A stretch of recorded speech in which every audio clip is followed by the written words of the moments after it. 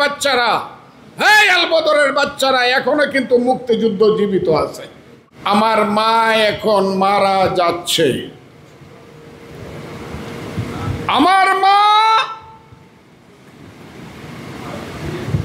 এখন খুব দুঃসময়ে আছে। আমার মায়ের নাম বাংলাদেশ, মায়ের নাম হলো মুক্তিযুদ্ধ। 8ই জানুয়ারি পাকিস্তান বিমানবন্দর থেকে যখন বিমানে উঠেছিলেন বঙ্গবন্ধুর একমাত্র সাথী ডক্টর কামাল হোসেন, পরবর্তীতে যিনি বাংলাদেশের সংবিধান রচনা করেছিলেন, তাদের সেই সংবিধান কমিটির যিনি চেয়ারম্যান ছিলেন, প্রণয়ন কমিটির, বাংলাদেশের নাম পৃথিবীর আইনবিদের অন্যতম শ্রেষ্ঠ নাম ডক্টর কামাল হোসেন। এখানে যারা বক্তব্য রাখলেন প্রত্যেককে আমি স্যালিউট দেই। সবাই মুক্তিযোদ্ধা, 1-2 জন বাদে আরো মুক্তিযোদ্ধা এখানে বসে আছেন। মুয়াজ্জেম হোসেন খান মজলিস সাহেব, আমি মাপ চাই,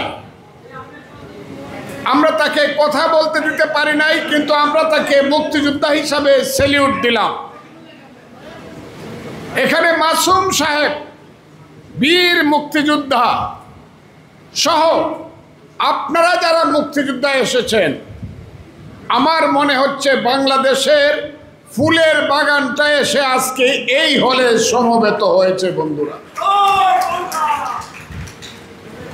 হায় রে বাংলাদেশ, হায় রে বাঙালি জাতি, কোনদিন আমরা স্বাধীন ছিলাম না বন্ধুরা। কোনদিন বাঙালি জাতি মাথা উঁচু করে বলতে পারে না এই দেশ আমার দেশ। এই দেশ মুঘল পাঠানের ব্রিটিশের ছিল, এই দেশ পাকিস্তানিদের ছিল।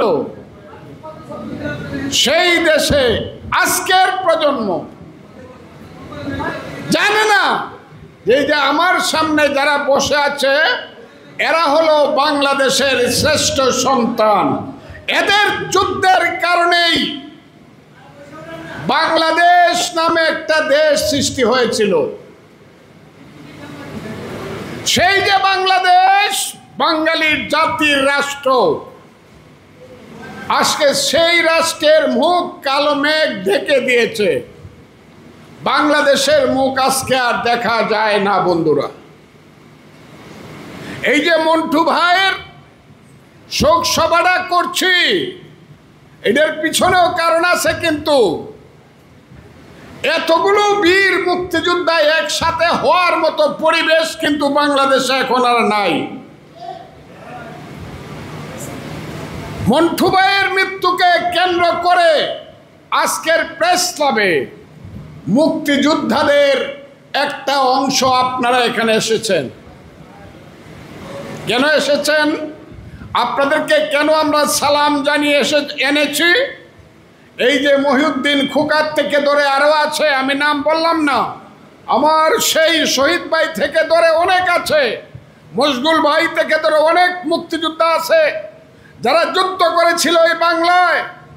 তারা উদ্যোগ নিয়ে এই কাজটি করেছে বন্ধুরা। এখন পর্যন্ত মন্টু ভাইয়ের যে দল গণফোরাম, তারা একটা সুখ সভার আয়োজন করতে পারে নাই বা করে নাই। তাদের নাকি 12 বা 14 তারিখে আছে। আমরা করেছি কেন?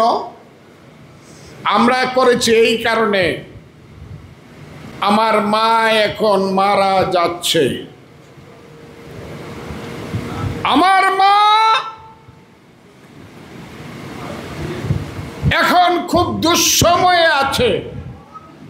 আমার মায়ের নাম বাংলাদেশ, মায়ের নাম হলো মুক্তিযুদ্ধ। সেই মুক্তিযুদ্ধ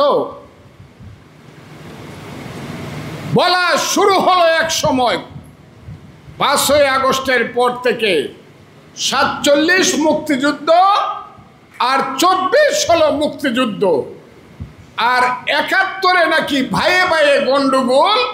এই গন্ডগোলটা নাকি পাশের একটা দেশ চক্রান্ত করে সৃষ্টি করছিল, ওইটা কোনো যুদ্ধ না। 3 দিন যখন বলছে, 4র্থ দিন এই বিবেকের তাড়নায় আমি একটা রাজনৈতিক দল করি, আপনারা বোধহয় অনেকেই জানেন। আমি মনে করেছি রাজনীতি করি আর না করি, জীবনে বাঁচি বা মরি, নিঃশ্বাস থাকুক আর চলে যাক, যদি এই সব দুর্বৃত্তদের কথার যদি প্রতিবাদ না করি, বিবেক আমাকে দংশন করবে, মৃত্যু হলেও কুকুরের মতো মারা যাব। কাজে আমি বাম হাত তুলে বলেছিলাম, এই রাজাকারের বাচ্চারা, এই আলবদরের বাচ্চারা, এখনো কিন্তু মুক্তিযুদ্ধ জীবিত আছে, আমরা কিন্তু এখনো জীবিত আছি।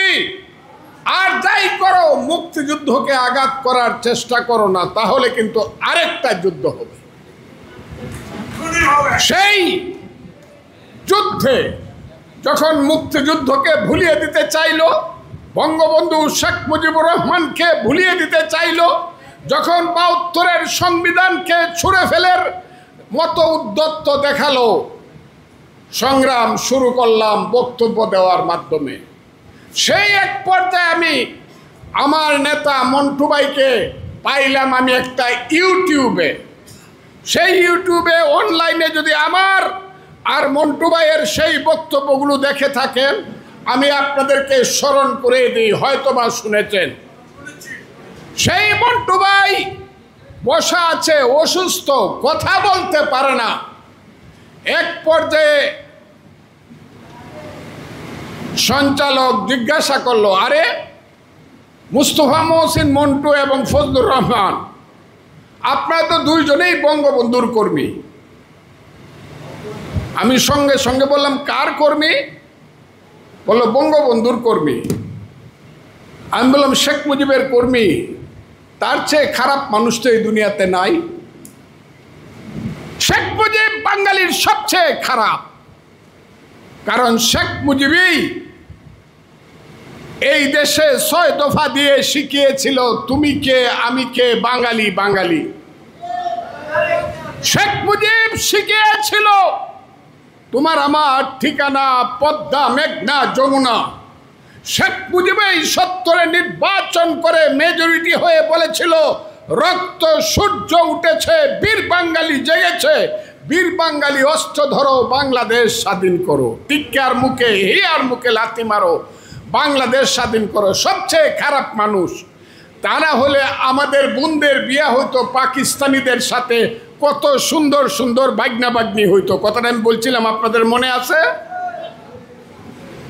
সেই রাজাকারের বাচ্চারা বাংলাদেশ স্বীকার করতে চায় না, স্বাধীনতা বিরোধীরা বাংলাদেশ স্বীকার করতে চায় না।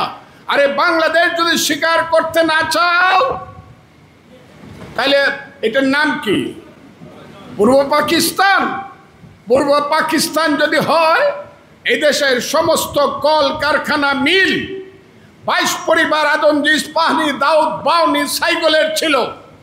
আমরা তাদের কোম্পানিতে, তাদের ফ্যাক্টরিতে, তাদের পাঠে কলে আমরা লেবার হিসাবে চাকরি করতাম, বাঙালির সন্তানেরা। আমরা বাঙালির সন্তানেরা পাকিস্তান আমলে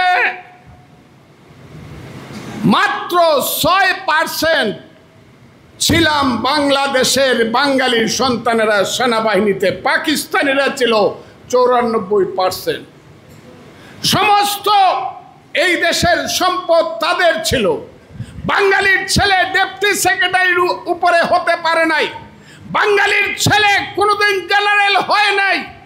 উসমানীর মতো একজন প্রথিত যেসা সামরিক অফিসার কর্নেল হয়ে পাকিস্তানে রিটায়ার করতে হয়েছিল। আমি আজকে আপনাদেরকে বলি, এবং সেই সব নিমক হারাম বেঈমান স্বাধীনতা বিরোধী চক্রকে জিজ্ঞাসা করতে চাই, বাংলাদেশ যদি না হতো তাহলে বাঙালির ছেলে কি জেনারেল হতো কিনা? বাঙালির ছেলে লেফটেন্যান্ট জেনারেল হতো কিনা? বাঙালির ছেলে মেজর জেনারেল হতো কিনা?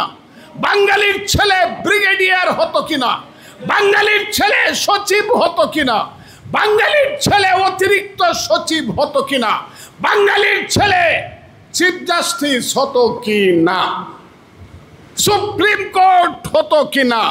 কারণ বাংলাদেশ না হলে এখানে হাইকোর্ট থাকতো, সুপ্রিম কোর্ট থাকতো পাকিস্তানের ইসলামাবাদে।